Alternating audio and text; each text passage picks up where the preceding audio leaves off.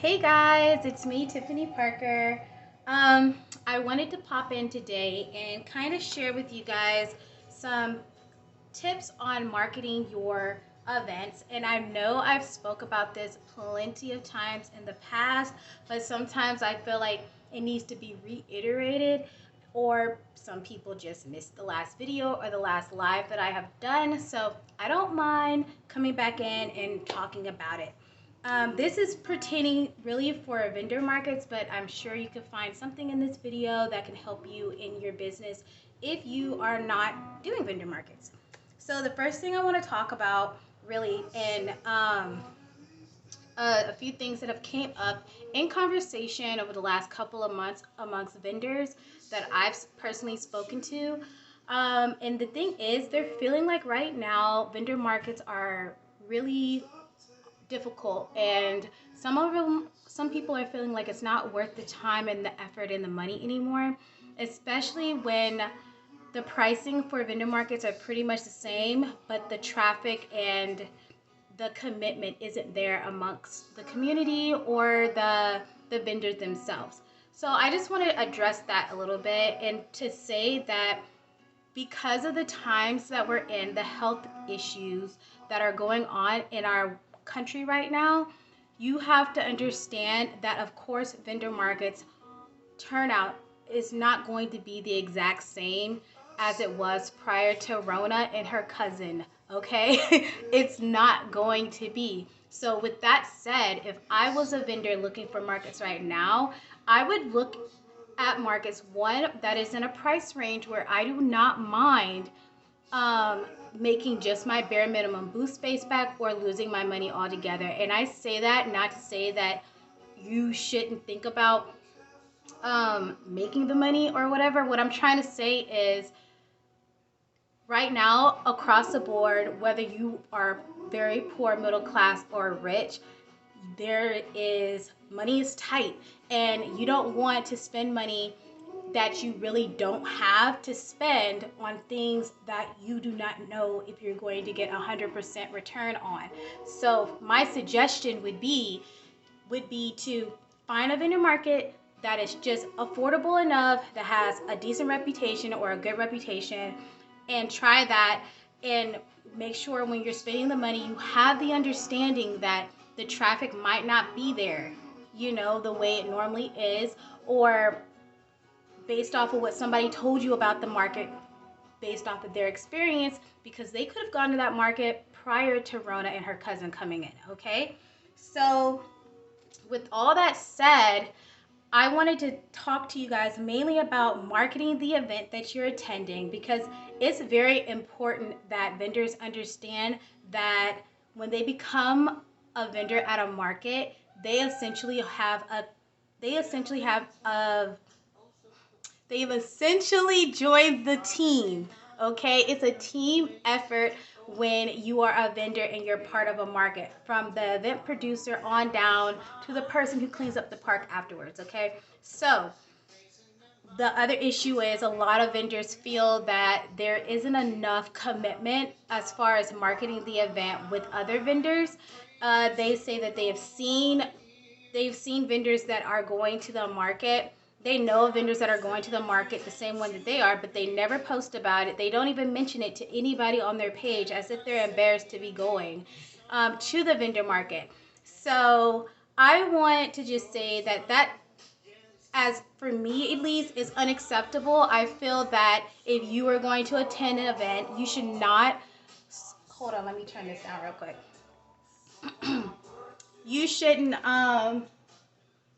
solely depend on your peers, other vendors, or the event producer to market the event. Because if you go to an event that you didn't help market and you're wondering why you're not getting any sales or nobody's showing any interest in your booth or your products or whatever, just know that you did not do your due diligence or your part in marketing this event. So therefore, people that were coming are actually coming to support the people that told them about the market, not you.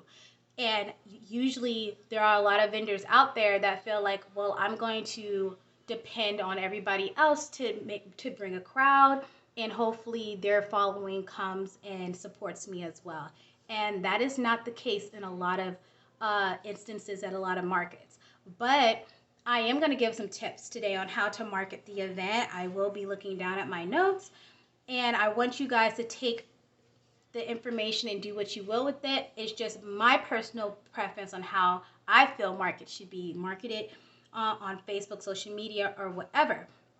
And actually, before we get started, I wanted to tell you guys that if you do not have a social media business page, you need to create one now. Just stop the video and go create one. Only because you're going to need that on top of your home base, which would be your website, which is the domain that you own. Then you're going to need an extra layer, which is an e-commerce site, which you could either build into your actual platform, or you can create it on another platform and then have it added, like a link from your website to your e-commerce store. And I'm going to give some resources about that later toward the end of the video. Okay, so before you even get started with events, I've already gone through the building blocks of vending already in previous videos, so I'm going to rush through that part really quickly. One, you need to have a social media page for Facebook business pages. You need one of those because you can see your analytics, you can do promotions, you can create events, you can do a lot of things. If you want to add a group to that, that's extra, but it does help. I have plenty of groups that I admin over, like the Kingwood events and surrounding areas. I have Northwest vendor markets. I have so many event groups on Facebook that have hundreds or if not thousands of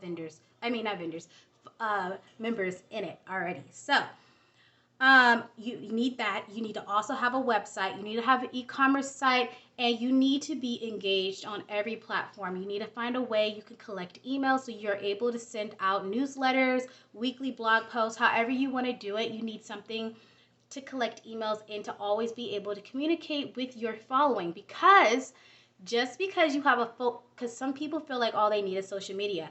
Okay, so when Mark and whoever owns Google and all that, whoever owns them companies, when they decide to shut down, they shut down. That means you shut down. I remember back in the day, like a year ago, when Facebook just stopped working, Instagram stopped working, and people were freaking out because that's how they're running their business. But a smart business person will not ever think that Facebook or Instagram or any of those social media pages was the only thing that they need to run their business. They need a website. Anyways, so with all that, those are the basics. Those are the most basic necessities that you need to start building your following and to make sure that you're able to run your business properly and smoothly and efficiently. So let's get into marketing these events. So you sign up for an event. You found that you looked at the demographics of the event, you looked at the location, you looked at the cost, you looked at the reputation, you looked at all those things, right, before you booked. You asked all the questions that you needed to ask. Now you are ready to sign up, pay your money, put in an application, whatever. You do all of that, right? So after we do all of that, on your social media, Facebook business page and group, if you have one, you create an event page, okay? In that event page, back up 1 second. There are some event producers that will not allow you to create a separate event page for the event that you're attending, only because they want people to come to one hub to know what was going on in that event and for that event, and basically to boost their engagement on their pages and on their platforms or whatever and so forth. But look, me personally, I don't care. My vendors already know that if you're going to one of my events, you can create your own Facebook page, your own Facebook event page, because I know that what I'm talking about on the main event page might not relate to anything or anybody on your actual following. So you need to create your own event page if you are permitted to by the event producer. You can always add them as a host, as a co-host. Like if you create one for one of my events, you can add Couture Event or Tiffany Parker as a co-host, and I will gladly accept, and then we can do it together. Okay, so with all that said, so you created your event page. Now it's time to post in that event page. You post at least 3 times a day, in the morning, in the noon, and then in the evening time. Granted, you can always schedule out your posts at one day. Take one day, Monday, admin day, whatever your admin day is. You could take that time and schedule out a week's worth of posts for your business on your business page and inside your group. You can do that. And I'm going to see if I can do a screen share video later on how to do that, so you will be educated and know exactly how to do that. Also, once you start sharing in your group on a regular basis, you also need to invite as many people that you believe will be interested in your event that you're attending. Be very transparent. Let them know that this is a vendor market, that is not a private event where it's just you. You can also run some day of event sales, because right now people are trying to figure out if it's worth their time going. So you're following, you know your followers, you know who engages with you, you know what they like, you know what they don't like. So you could post things and promotions or whatever in that event page, get people riled up at least for you, and then also what I would do is you need to share that event page on your personal pages at least 3 times a day. On your business pages at least 3 times a day. You also need to make sure that you can create your own flyers. So there's a lot of vendors out there that don't create a flyer. Like I have vendors ask me today, do I have flyers for my Beer Fest and my Boo Fest this next month? I do. I have an admin flyer. However, you are more than welcome to create your own flyer. It does not bother me one bit, because I know that how I create flyers attracts the people that follow me, but I also know that there are people who might not be attracted to the flyers that I make, and you know that, so you could create your own version. At the end of the day, we all end up at the same place at the same time. It does not matter. Let vendors do it the way they want to do it to bring the people that they need to bring to the market, because at the end of the day, we all kind of benefit from that. Okay, so you start engaging, you start sharing, and then you need to also make sure you take a link, take that event and transform that into something on your website, whether that's a Google Calendar, whether that's an event countdown or anything. I know WordPress, I use WordPress to build all my websites. I've built everything through there. I built my e-commerce stores and everything, which brings me to that. I think if you are a product-based business, that you should have an e-commerce built in. Social media on Facebook, yes, you can build an e-commerce store. They have a store option. However, like I said earlier, they could shut down. So therefore you shut down. So you could also build a page or an e-commerce page on your website. If you do not have the means to do that, because I know a lot of these website hosts, they make you upgrade on your plan, and sometimes it can get a little pricey. It could get a little pricey. So what I would do is I would use resources. Like, for example, shameless plug, I own the Livable Forest, and on the Livable Forest platform, I have an e-commerce store where other businesses can create stores, their own store, their own e-commerce store, and be a part of the Livable Forest marketplace. Granted, you have to be a member to sign up for that. Becoming a member, it's only $25 one time, but you get an awesome bomb card. I wish I had one on my desk, but I don't. And you get discounts throughout the community. However, that's not the important part. That's just a perk. The important part is you are able to sell your products unlimited. You have your own back dashboard. Basically, it's the Kingwood Atascocita Humble version of Etsy, Poshmark, Amazon. It's basically that. You can sell whatever you want. You want to get rid of old clothes, you can go on there. You want to sell products from your business, you could do that. You could do all of that. You need that. You take your store link that you created on the Livable Forest, you connect it to your Facebook page, you connect it to your Instagram page, you connect it to your website, you create a link from your website, boom, you got an e-commerce page, and you didn't have to pay a whole lot of money. You didn't have to upgrade your plans. You didn't have to do any of that.